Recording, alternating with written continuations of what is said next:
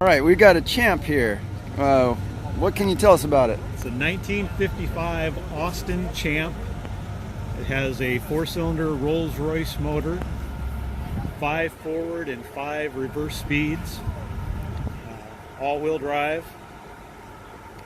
This was the British answer to the World War II Jeep. They decided they needed something similar. Yep. So this is what they came up with. It's equipped with a snorkel, which will allow it to ford 6 feet of water. Okay, yeah, that's this right here. Yeah.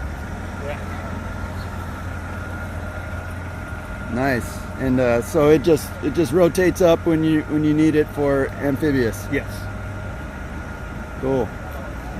What have you done to restore it or get it running? The only thing I've done so far, I rebuilt the wheel cylinders and the carburetor, and had to replace, this has a aftermarket alternator instead of the factory generator. Okay. I had to replace that.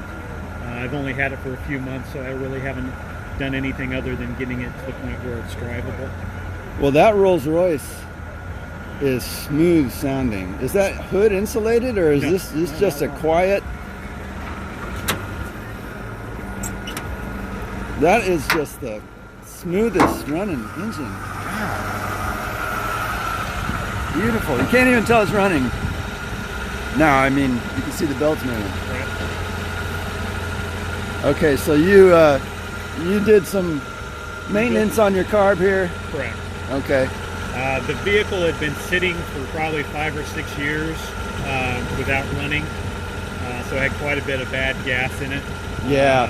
And luckily the rebuild kit on the carb is pretty much just a re-gasket kit. Okay. There's no real fine tuning. Floats, valves, and other stuff. This was probably the most difficult portion. There's fuel three pump diaphragms.